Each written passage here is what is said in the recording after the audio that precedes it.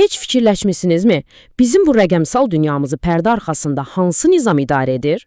Baxın, siz səhər durub sosial mediada lentə baxanda ya da onlayn nəsə sifariş verəndə arxa planda inanılmaz bir sistem işləyir. Trilyonlarla məlumatı saniyələr içində emal edən bir sistem.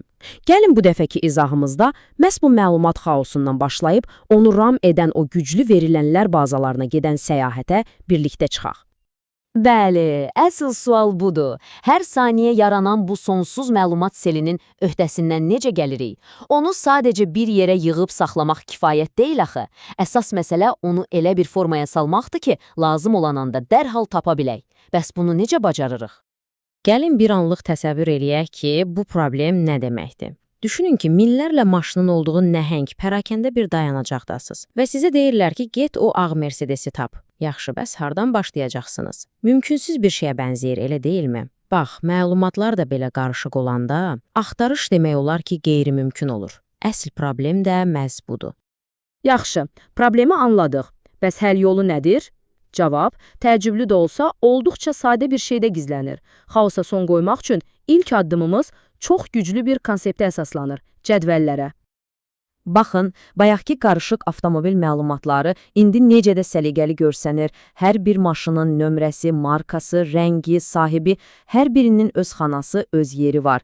İndi ağ Mercedesi və ya hansısa konkret nömrəli avtomobili tapmaq sadəcə saniyələr çəkər. Nizamlılıq axtarışı inanılmaz dərəcədə asanlaşdırır. Bəs bu cədvəli bu qədər güclü edən nədir? Sir onun memarlığındadır. Hər şey iki fundamental elementə dayanır: sətirlər və sütunlar. Bu qədər sadə bir quruluş əslində bütün müasir məlumat sistemlərinin təməl daşıdır. Deməli, sətir bəzən ona yazı da deyilir, bir obyektə aid olan bütün məlumatları bir yerə yığır. Bizim misalda bir sətir bir avtomobilin sanki şəxsiyyət vəsiqəsidir. Onun nömrəsi, markası, rəngi, sahibi, hər şeyini bir yerdədir. Sütun, yəni sahə isə bütün obyektlərin ortaq bir xüsusiyyətini göstərir. Təsəvvür edin ki, ancaq rəng sütununa baxırsınız. Bir an içində bütün maşınların rənglərini görə və müqayisə edə bilirsiniz. Bu, məlumatları analiz etmək üçün həqiqətən də çox güclü bir vasitədir. Təşbir cədvəl sadə işlər üçün əladır. Amma real həyat daha mürəkkəbdir, deyilmi? Məsələn, avtomobil sahiblərinin öz məlumatlarını, onların sığorta sənədlərini və ya maşının servis tarixçəsini harada saxlayaq? Bax, məhz bu nöqtədə biz təşkilatlanmanın növbəti səviyyəsinə, yəni əlaqəli sistemlərə keçid edirik. Və unutmayın, verilənlər bazası sadəcə daha böyük bir cədvəl deyil. Qətiyyən, o, bir-biri ilə məntiqi şəkildə əlaqələndirilmiş onlarla yüzlərlə cədvəldən ibarət bir sistemdir. Məsələn, sahiblərin məlumatı bir cədvəldə, avtomobillərin məlumatı başqa bir cədvəldə saxlanılır və bu cədvəllər bir-biri ilə danışır. Beləcə, daha çətin suallara da cavab verə bilirlər. Beləliklə, bir verilənlər bazasının 4 əsas işi var. Birincisi, İnanılmaz həcmdə məlumatı təhlükəsiz saxlamaq. İkincisi, o məlumatları daim yeniləmək, aktual saxlamaq.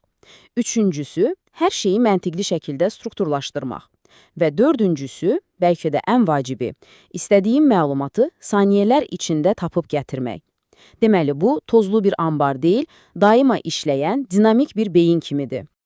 Bu təkamülü başa düşmək həqiqətən vacibdir. Bilirsiniz, əvvəllər məlumatlar proqramın kodunun içində sanki həbs olunmuşdu.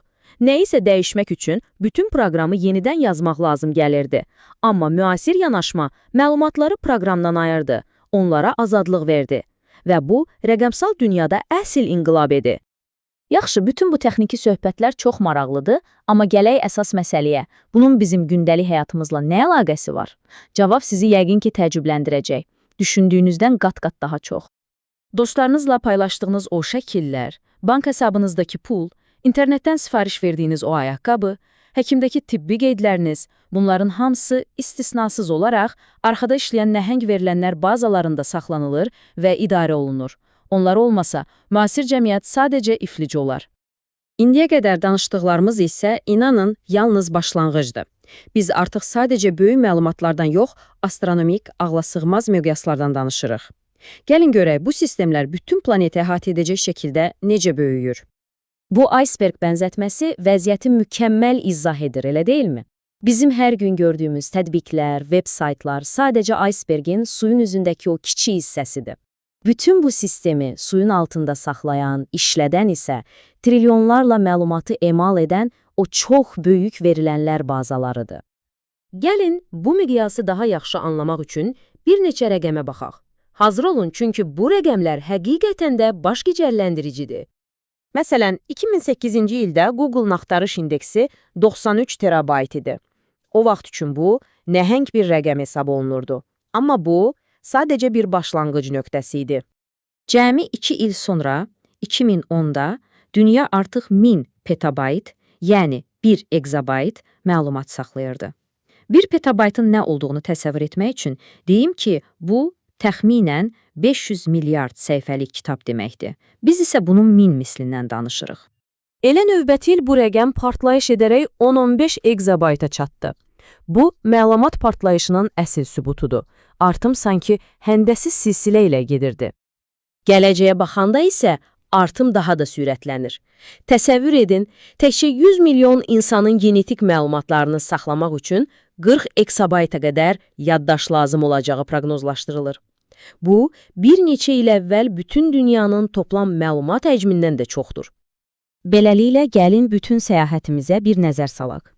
Nizamsız məlumat xaosundan başladıq, sadə cədvəllərlə bir nizam yaratdıq, sətir və sütunları anladıq, sonra onları verilənlər bazası konsepti altında birləşdirdik və nəhayət, bütün planetimizi idarə edən qlobal miqyaslı sistemlərə gəlib çıxdıq. Və sonda sizi bir sualla baş-başa buraxırıq.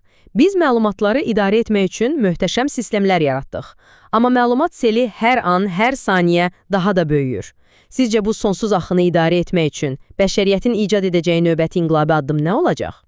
Verilənlər bazasından sonra nə gəlir? Bu barədə düşünməyə dəyər.